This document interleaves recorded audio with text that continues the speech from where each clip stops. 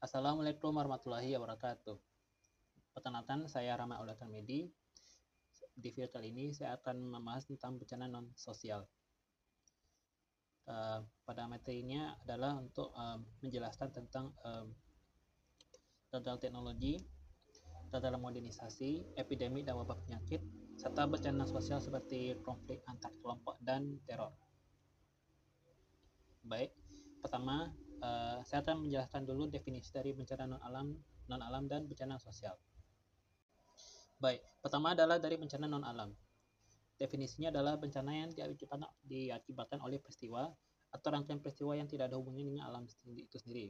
Contohnya seperti kegagalan teknologi, kegagalan modernisasi, epidemi, dan wabah penyakit. Berikutnya adalah bencana sosial. Pengertian dari bencana sosial adalah bencana yang diakibatkan oleh peristiwa atau serangkaian peristiwa yang disebabkan oleh manusia yang meliputi konflik sosial antar kelompok atau antar komunitas masyarakat dan teror.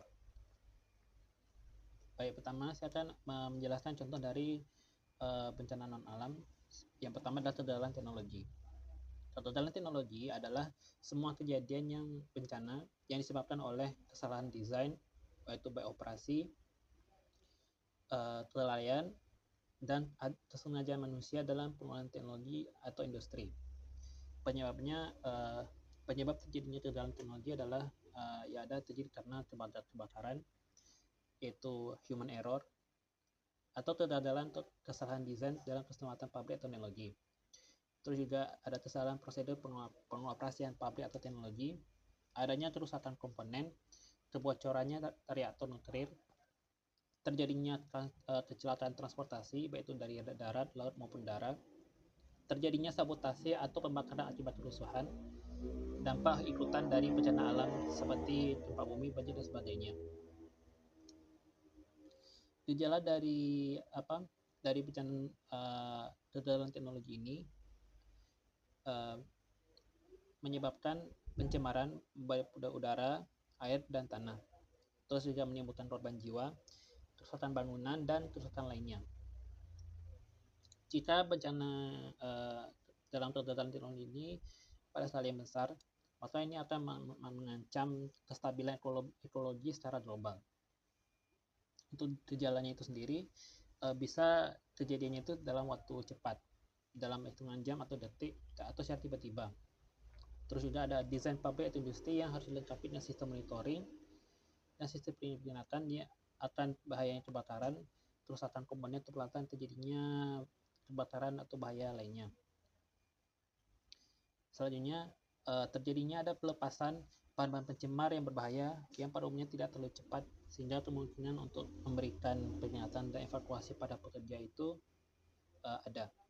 Terus selanjutnya ledakan pabrik. Ada peringatan dini yang bisa dilakukan dalam mengatasi kegagalan teknologi ini, yaitu adanya sistem monitoring, sistem alarm otomatis jika terjadi adanya error atau terjadinya musibah yang menyebabkan akan terancam para pekerjanya atau orang sekitarnya. Terus juga adalah ada antisipasi berupa jalur evakuasi atau jalur keluar secepatnya agar bisa menyelamatkan para petugas itu sendiri. Apa upaya yang bisa kita lakukan untuk dalam kegagalan teknologi ini? Itu tingkatkan standar keselamatan di pabrik dan desain peralatan. Terus juga ada antisipasi kemungkinan bahaya dalam desain pabrik. Ada buatnya prosedur operasi penyelamatan jika terjadi kecelakaan dalam teknologi. Terus juga memisahkan bahan-bahan yang toksik atau bahan yang beracun, secara proaktif melakukan monitoring dan melakukan persiapan rencana evakuasi penduduk ke tempat nyaman. Baik, itu adalah kegagalan teknologi. Selanjutnya adalah gagalnya modernisasi.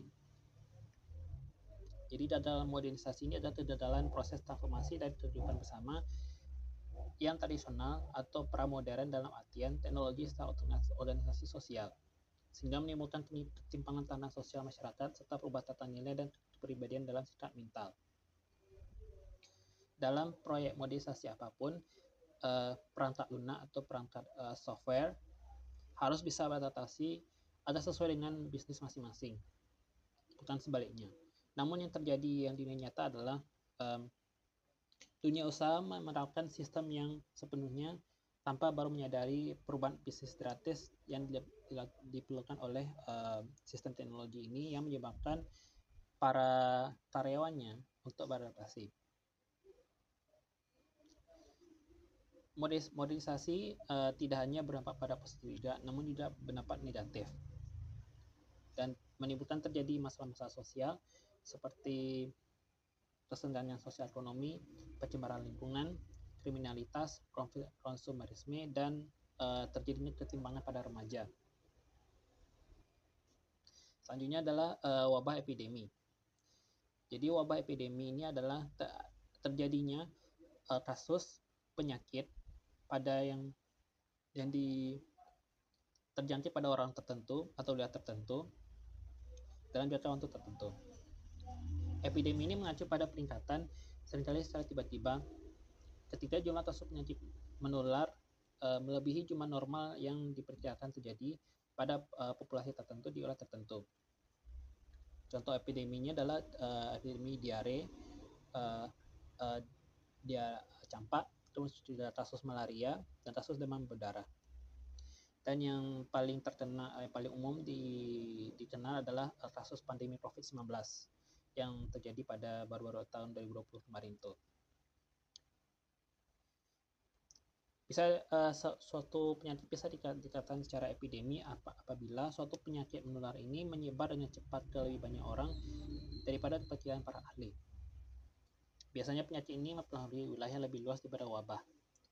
Jadi contohnya seperti pandemi yang kemarin itu adalah bisa menyebar bahkan satu dunia yang mengakibatkan lockdown. Dan juga COVID-19 itu juga merenggut nyawa banyak orang dan lebih banyak memakan korban dibanding dengan epidemi yang lainnya seperti kasus flu, kasus demam berdarah, polio, hepatitis, AIDS, herpes, varicella, dan rabies.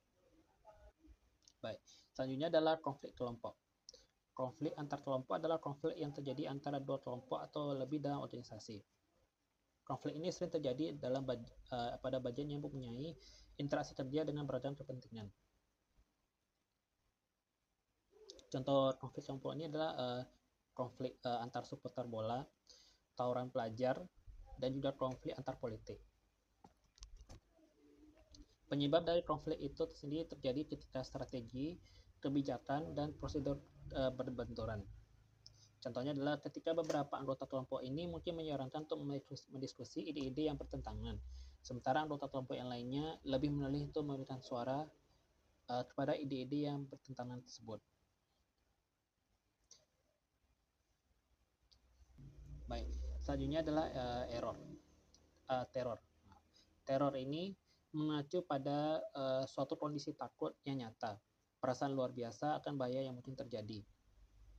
Kejadian ini sering ditandai dengan suatunya kebingungan atas tindakan yang harus dilakukan selanjutnya. Contohnya adalah terorisme. Terorisme yang sering dibicarakan di berita. Contohnya adalah kasus 9/11 di Amerika Serikat yang dilakukan oleh para terorisme waktu itu. Dan terorisme juga didefinisikan sebagai penggunaan kekerasan untuk menimbulkan ketakutan pada usaha mencapai tujuan, terutama dan tujuan politik. Baik, sekian materi saya untuk kali ini. Semoga bermanfaat bagi kita semua. Terima kasih atas perhatiannya. Assalamualaikum warahmatullahi wabarakatuh.